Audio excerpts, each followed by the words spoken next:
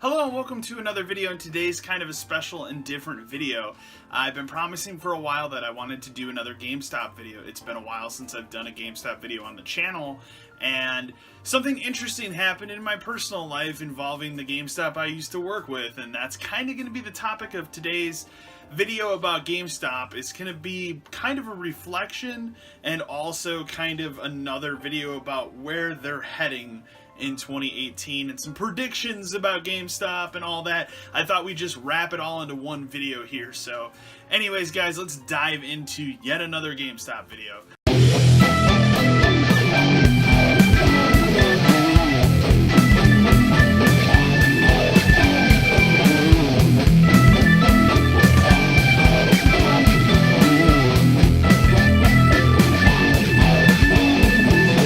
Late 2014, a entrepreneur piece of shit guy who will, remain nameless for obvious reasons here, decided to pick up and build this place and make what's essentially a fun zone for kids, so to speak. However, the problem with this is this fun zone is incredibly shady. It's a local business, and this guy doesn't give two shits about the kids that go in there, their safety, his employees' safety, or the well-being of literally anyone there. He's literally only there to make money and keep this place as shitty as possible and not fix anything. So the 3 of the 4.5 years that I worked at this GameStop, it was a constant battle between us and the landlord and the property management of GameStop.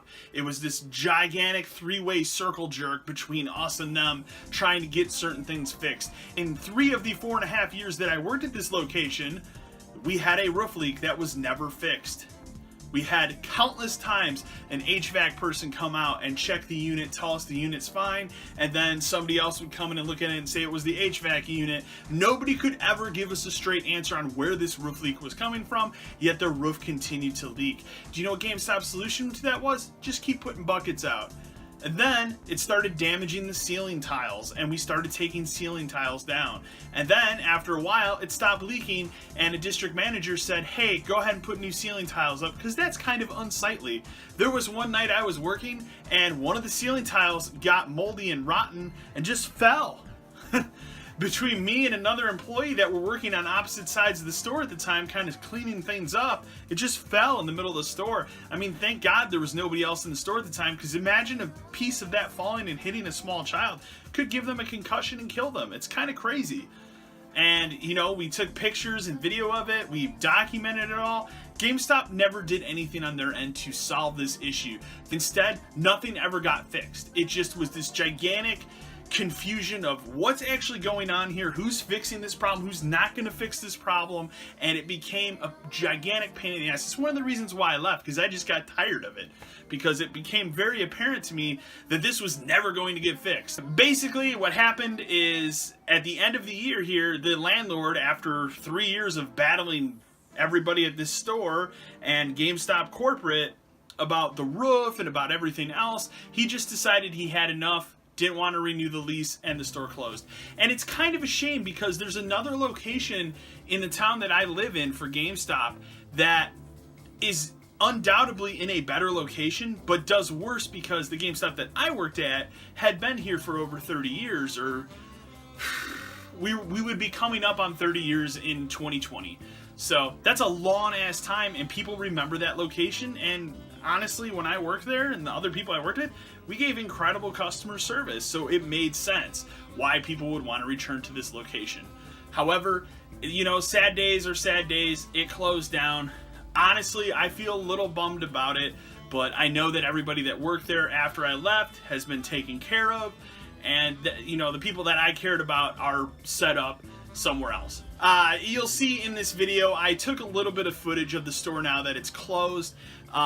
It's not a lot of footage, and part of the reason I didn't take a lot of footage is there was a lot of people coming in and out of that family fun zone next door, and I didn't want anybody coming out and going, what the hell are you doing with this camera? So I took a little bit of footage. It's not the greatest, but it kind of gives you an idea of what an empty GameStop looks like. I will say I find it incredibly humorous that they left the TV there, and the reason for that is they actually anchored that to the ceiling, so there's no way to take that off.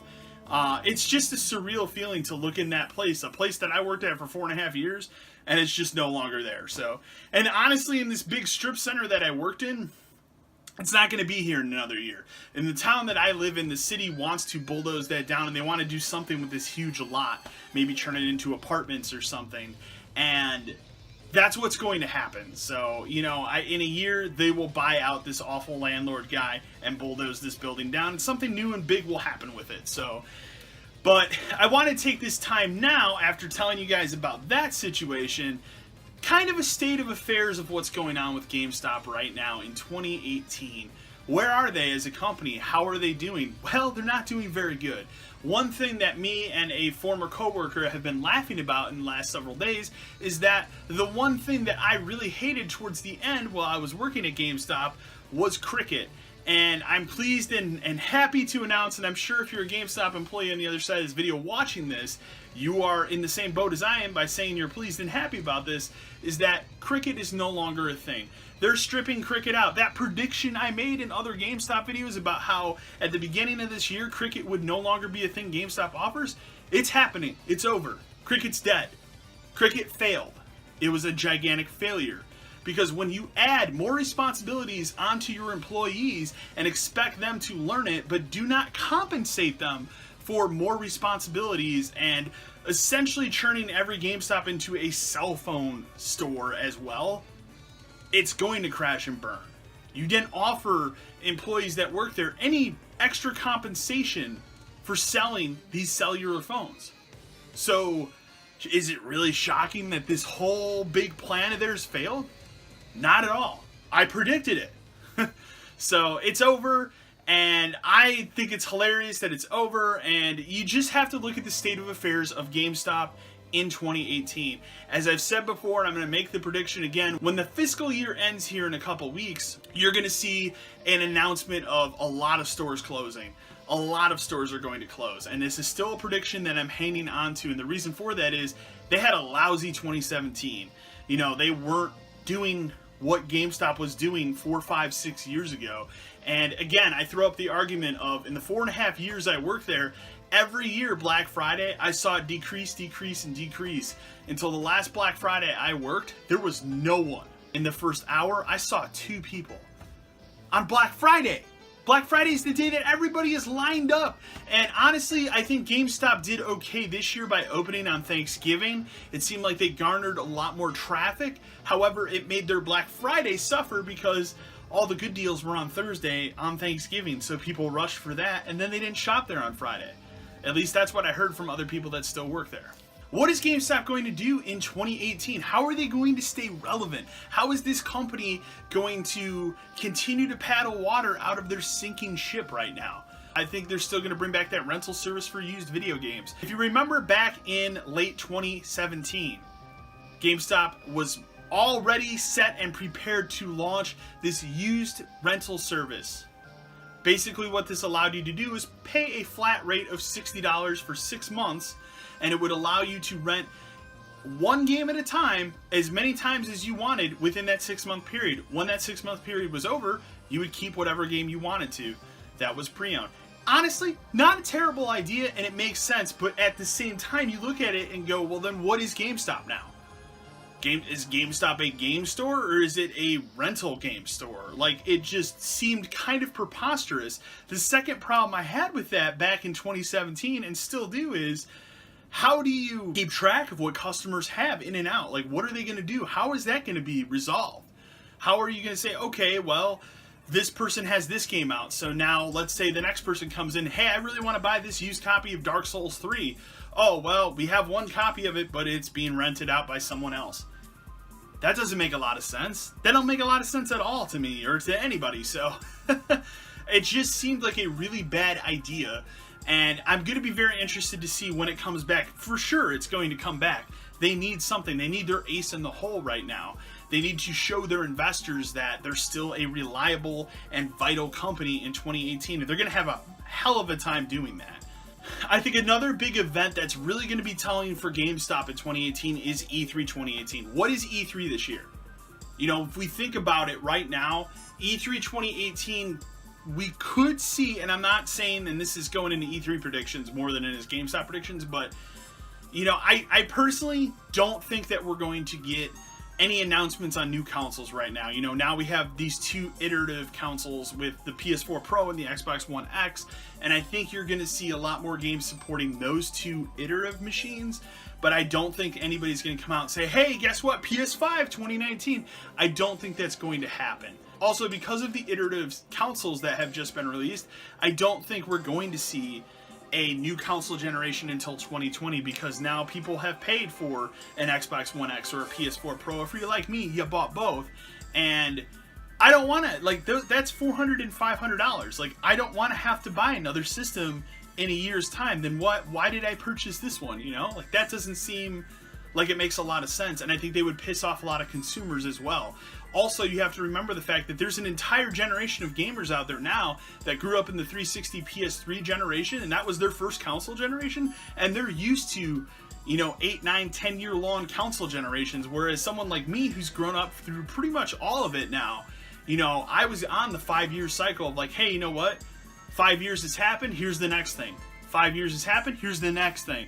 And that's not going to happen. I just don't see that happening anymore. So we'll see where it goes, though. I'm very interested to see, but there needs to be new titles in 2018 to make GameStop a relevant company to shop at. They also need to get more competitive.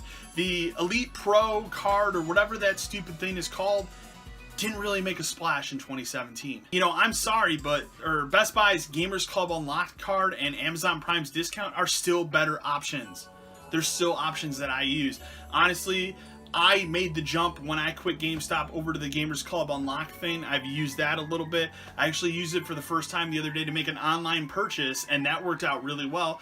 I also use Amazon for a lot of the games that I buy these days because ease of use, pre-ordering it, I don't get charged until it ships, and honestly, it's 20% off that new price. I can't get that at GameStop. And their argument every time is always going to be, well, you can bring in games and trade them in. As you can see behind me, I don't really trade games in, so that's not really an option for me. At these days, you find me really hard pressed to trade in a game. I have to absolutely hate a game or come to the conclusion that I'll never play it again for me to trade something in these days. I just don't do it anymore. I think last year, after I quit GameStop, the only game I traded in between then and now was Star Wars Battlefront 2 because I hated it and I never wanted to play it again. I mean, GameStop, it's a sinking ship. I mean, how much longer are we gonna watch this company pedal down, down, down until they hit the bottom of the ocean and it's over? How much longer? Well, time's gonna tell very soon, because we're going to see, as I predicted, a massive set of closings in 2018. Many stores are going to close. They're only going to keep the biggest and most profitable locations open, and locations that just aren't pulling in that business are going to be closed. Another thing I heard coming down the pipeline, once again, and it's another sign of GameStop struggling as a company, is the return of the assumptive approach on GPGs, gameplay guarantees. Let's talk about the assumptive approach. How many times have you walked into a GameStop and purchased something and notice when you walked out that on your receipt there's a little $2 to $3 charge after the game that you've purchased? It's because the employee behind the counter probably put a gameplay guarantee on there because they're told to do this now. Now, to be fair, and this doesn't happen in every location or every district, to be fair, the correct way to do this is they are supposed to put it on the transaction and then tell you that this is the price of the game with that protection. However, there are district managers out there that ignore that step and just tell you to add it on and not say a thing, thus tricking the customer into purchasing said gameplay guarantee. And the problem with this is that GameStop is such a sinking ship, they concentrate on things that make them a little bit of money instead of things that would make them a lot of money. And that's the problem here. They think all their problems can be solved in gameplay guarantees by tricking the customers. If you're a company and you're set out to trick the few remaining customers that still are loyal to your company and shop there, you're going to sink incredibly fast. And that's what GameStop is doing right now. They're tricking their loyal fan base into things that they don't need. You know, I'm sorry, I'm a guy that collects stuff. I don't need a gameplay guarantee. I don't, because I take care of my shit. I can't remember the last time. Honestly, the last time I had a game that broke and it wasn't my fault was Fallout New Vegas for Xbox 360, and the only reason it broke is because they made the disc incredibly shitty, and the little top part on the ring, on the inside ring, chipped off a little bit. That's the last time that happened to me, and it was just the way that the disc was produced. Other than that, I can't tell you the last time I purchased a game that just doesn't work. So, games are made incredibly well these days, and gameplay guarantees really aren't something that matters. So, and don't get me wrong, other companies do this. Best Buy does the same thing. They call it something else, but they do it as well, and it's actually considerably more expensive. You don't need that. No one needs that. But GameStop are tricking their loyal fan base into thinking that they need that. And that's something that doesn't help anyone at the end of this, and that's the problem, and that's where GameStop is having a gigantic downfall. Is that the small pool of loyal customers that they still have are slowly going to fade away when GameStop pulls shit like this. Also in 2018, you're going to see even more renewed focuses in collectibles and t-shirts and toys and all of this crap, because GameStop is realizing slowly and slowly that the used market is dying, physical media is dying. You know, unfortunately, I mean, I'm a man that loves physical media, as you can see. I can admit it, like, in the next consoles, they might not have disc drives. I still think they will, but you never know. Like, that is a real, actual possibility for the next console. It might just not have a disc drive. And if that happens, GameStop's really out. And they might argue, they might say, no, we have these ideas for digital downloads and doing digital, used video games and that kind of stuff. No, they don't. They literally do not have that up their sleeve right now. And if, let's say, one of these two companies or both these companies came out tomorrow and said, hey, you know what? We're turning that feature back on our consoles. Used video games are blocked now. You have to pay a service fee to use it or something like that. GameStop's done. It's over. I also think by 2020, GameStop is going to become a full Think Geek store that just has a back corner of video games, and that's what it's going to be. You're going to see stores that are what's called 50/50s, as I've talked about before, that are half collectibles and half games, are going to start shifting towards 70/30, 80/20. You see where I'm going with this. So it's going to happen. It literally is going to happen. It's already happening. So anyways, guys, like, GameStop, it's a sinking ship. I'd love to know what you guys think about it. You know, it's a surreal feeling to drive by the GameStop I worked at for 4.5 years and look at it, and it no longer is there. It's gone. You know, not only is it a place of business that I worked at for 4.5 years, it's the GameStop that I shopped at pretty much my entire life up until I quit working there and just started buying games elsewhere because there are better deals literally everywhere else. And it's a surreal feeling knowing that something that was a big part of my life for a long, long time is just no longer there right now. So anyways, guys, I'd love to know your opinions on GameStop in 2018. Are they still relevant to you? Are you still shopping there for some reason?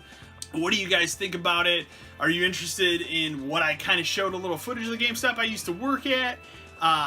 And all of that. Anyways, guys, remember to like, share, and subscribe to the channel. And as always, until next time.